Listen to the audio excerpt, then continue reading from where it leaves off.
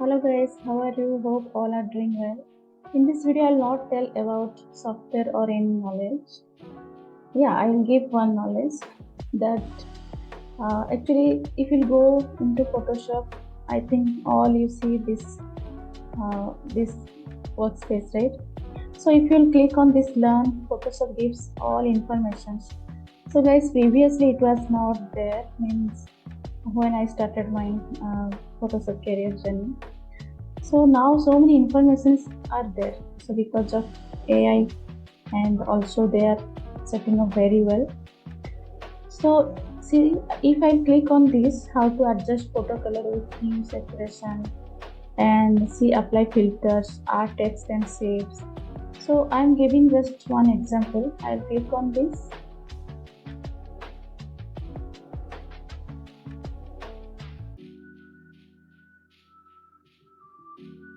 So see here one dialog box is coming where you can see one video.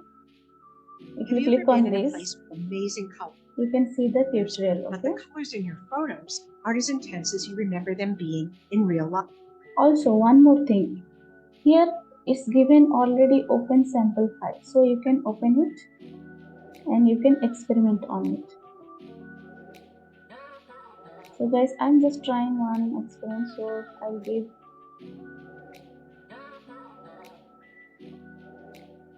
in this symbol you can select hue and saturation, and here the properties. So guys, here you can change. So this is the masterpiece. So if I'll increase the saturation, see all colors is increasing the value, then saturation also increasing. If I light little bit lightness increasing, that lighting of that image is definitely increases. So what I will do, I don't want all the colors will change. So what I will do, I will give red color. I'll select red and I'll increase the saturation. So only red part is selected. And one more thing here, it is, see the hand symbol is there, right? So here if you will not know which color it is, so what you will do, so this is actually very important.